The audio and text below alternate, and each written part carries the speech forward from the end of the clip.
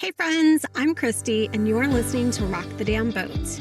If you've ever bitten your tongue to keep the peace or said yes when every part of you wants to say no, this one's for you.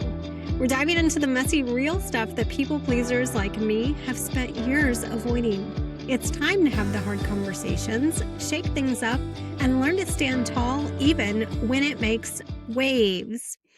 And if you listened to last week's episode, I talked about Enneagram 2, the helper. And you'll notice in the intro for the show, I say, people pleasers like me. I have spent the last decade both in sobriety and then with the benefits that come with being postmenopausal to learn to rock the damn boat, set my own boundaries, and stand up for myself. Now, the other thing that I mentioned in the intro is keeping the peace. And type 9 in the Enneagram is the Peacemaker. And I wanted to share a little bit about type 9s this week because I took the READY test, RHETI, which is the test that will tell you your Enneagram type as defined by the Enneagram Institute. And when I took it back in 2023, I was exactly equal parts type 2, the helper, and type 9, the peacemaker. And one of the things that can happen as a peacemaker is we try to avoid conflict at all costs. And that is definitely something I have been guilty of for my whole entire life. Now, as a newer boat rocker, I have learned to challenge the status quo. I've learned to talk out loud about things that I normally would have shied away from. And I think that that's been the most beautiful aspect of this journey, and especially starting this podcast, is that when I say I bring messy, real conversations to the forefront, for some people, these are not messy conversations. They might be things that they talk or advocate for or argue about all the time. But both sides of my family, I would say, are historically conflict avoiders, peacemakers. And now in learning more about my ADHD brain and how that might have been present even as a child, that perfectionism and people pleasing and some of these behaviors have been ingrained in me from the start. So I am unpacking my own personality traits here on the podcast because I want you to feel informed, and especially if you're drawn to the content that I share, you may resonate with being a type 9, the peacemaker, as well. There are 9 types. I shared all 9 in an episode a few weeks ago. I dove into type 2, the helper, last week, and we are going to talk a little bit about 9 today. Being a people pleaser and a type 2 can also easily migrate into type 9 territory, because if we are people pleasing, it is probably because we are trying to keep the peace with someone. We are avoiding conflict, so we might be trying to fulfill their needs because we want to keep the peace. And that is one thing that I want to emphasize, both from talking about the helper last week and then the peacemaker this week, is that both types are very difficult at setting boundaries.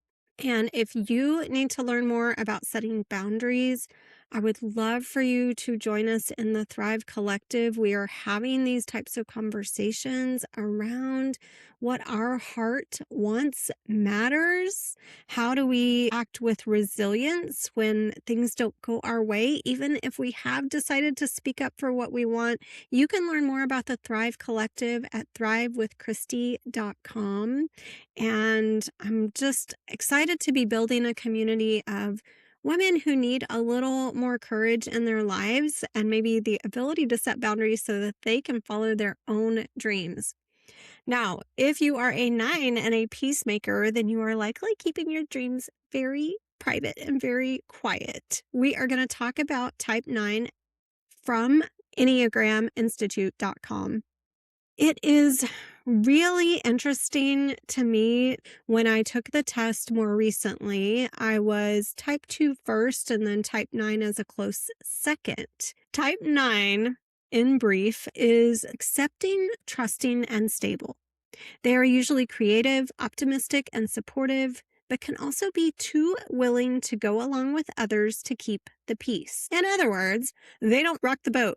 They want everything to go smoothly and be without conflict, but they can also tend to be complacent, simplifying problems and minimizing anything upsetting. At their best, they are all embracing and they are able to bring people together and heal conflicts. And I find this so interesting because type 9 is a conflict avoider, and yet they can heal conflicts, probably because they are a mediator. You kind of create that middle ground. My mother is the middle sister, the middle of 3 girls, 3 daughters. She told me that she was raised not to rock the boat. So whether you consider it to be nature or nurture, I was obviously raised by a woman who was taught not to rock the boat, who avoids conflict. And she has shared that, as the middle sister, she was like that at times too. Their basic fear is of loss and separation, and their basic desire is to have inner stability and peace of mind. And as an overthinker, this definitely resonates with me. The key motivations of a type 9, they want to create harmony in their environment. They want to avoid conflict and tension, to preserve things as they are, to resist whatever would upset or disturb them. I would say that my relationship with yoga is very much part of wanting to minimize tension in my life, to resist things that upset me. I've learned equanimity and neutrality in yoga. As I shared about 2s, there is a healthy space that you can be in as a type. It is not pointing out characteristic flaws or things that are wrong with you, or that you need to learn about your type because you need to correct certain behavior. It's just ways to identify. And so I think the reason I gravitate toward yoga is because as a 9, I want to avoid conflict and tension, and I want to, preserve peace, and that yoga helps me do that. So when moving in their direction of stress, 9s become anxious and worried like a 6. And a 6 is the loyalist. It's very focused on security, financial security, emotional stability. When moving in direction of growth, self-neglecting 9s become more self-developing and energetic, like healthy 3s. So there's this idea that you can be right there in the middle as a 9, and then you start to adopt certain personality traits from other types when you're in stress or in a place of personal growth. Type 9 is the peacemaker because no type is more devoted to the quest for internal and external peace for themselves and others. They are typically spiritual seekers who have a great yearning for connection with the cosmos as well as other people. I feel like my 2023 test was way more spot on by having me equal parts 9 and 2. 9s work to maintain their peace of mind just as they work to establish peace and harmony in their world. 9s are either in touch with their instinctive qualities and have tremendous elemental power and personal magnetism, or they are cut off from their instinctual strengths and can be disengaged and remote. The Enneagram Institute sometimes calls 9 the crown of the Enneagram because it's at the top of the symbol, and it seems to include parts of every other number. Strength of 8s, sense of fun and adventure of 7s, the dutifulness of 6s, the intellectualism of 5s, the creativity of 4s, the attractiveness of 3s, the generosity of 2s, and the idealism of 1s. But they don't always have a sense of themselves. Ironically, therefore, the only type the 9 is not like is the 9 itself. They, being a separate self, an individual who must assert herself against others, is terrifying to 9s. They would rather melt into someone else or quietly follow their idyllic daydreams. I can relate to this so much because we can lose our sense of self. And they have an interview or a quote from someone who said, I am aware of focusing on other people, wondering what they are like, how and where they live. In a relationship, I often give up my own agenda in favor of the other person's, and I have to be on guard about giving in to others' demands and discounting my own legitimate needs. So again, it really ventures into type 2 helper, except that the motivation of type 9 is to keep the peace. They get tempted to ignore the disturbing aspects of life and seek peace and comfort by numbing out. They don't talk about it here specifically, but my use of alcohol and so many people who abused alcohol, it's probably because they're trying to numb out, whether it's alcohol or social media or whatever addiction might be present. It's because they're trying to numb out from the pain that they feel from not being able to keep the peace at all costs. They run away from the tensions of life by attempting to transcend them or by seeking to find simple and painless solutions to their problems. So it could be like it talks about a spiritual seeker. Originally, I was numbing out with alcohol, and then now it's like, oh, I might want to go, spend a month at a Buddhist temple to become enlightened because I'm outrunning the tensions of daily life. So I could totally understand how nines would seek out either being completely numb or being completely, transcending everything that we have to deal with on a day-to-day basis. When nines are healthy and at their have great equanimity and contentment because they are present to themselves, paradoxically at one with self, and thus able to form more profound relationships, intensely alive, fully connected to self and others.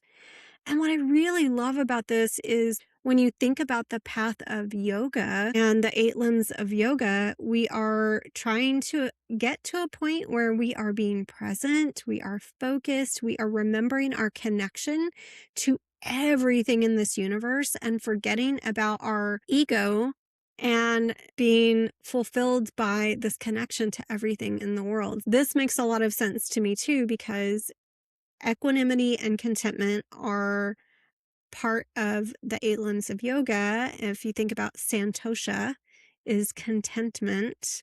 So I love this. At average levels, they can fear conflict and go along with other people, saying yes to things they don't really want to do, can be stubborn. And I find this kind of funny because again, as a conflict avoider, you would think that you wouldn't be stubborn, but it is one of the characteristics of a 9, and I am absolutely stubborn. They can feel incapable of facing problems, become obstinate, disassociate from conflicts. So I guess that's where the stubbornness comes in. You just check out of any conflict at all, wanting to be numb. And I would say here is where addiction can be part of it. So, personal growth recommendations for Enneagram Type 9s. We talked about the personal growth recommendations for Type 2, the helper, last week. If you missed that episode, go back and listen to that one. Here are growth recommendations for Type 9, the Peacemaker. It's worth examining the tendency to go along with others. Will always giving in to the needs of others really satisfy you? Because really, you have to remember that you are important. We talked last week in Type 2 about our needs and our values are just important as anyone else, and you have to be yourself. So you do you. Recommendation 2, exert yourself. Don't tune out or daydream because you want to avoid the conflict. Focus your attention so that you can be emotionally engaged. 3, recognize that you also have aggressions, anxieties, and other feelings you must deal with. So as we try to suppress those feelings and numb out, we're really bottling up things that need to be said. And this can be really difficult when we try to keep the peace at the expense of everyone else. Polite women who bottle up their anger, their rage, their temper are exhibiting autoimmune disease, and they are studying the specific link between autoimmune and people pleasing, but also peacekeeping. It is best to get things out in the open first, by allowing yourself to become aware of your feelings. So if you are angry, acknowledge that you're angry. You don't have to lash out at somebody. And if that's uncomfortable because you're a peacekeeper, at least acknowledge the fact that you're angry. Maybe you can talk to someone, like I talked to my therapist about something that made me angry recently. It says if you have had like a marriage end or you're having problems with your children, examine how you have contributed to these problems. This is really interesting for me because in 12-step, you examine your part of resentment. And one of the things that you might look at is not expressing yourself, not setting boundaries. So any conflict in your life might be a result of you being too afraid to speak up because you were trying so desperately to keep the peace. Learn how to use your voice, rock the damn boat, because when you avoid conflict, that is when you can run into health problems that we now even know about.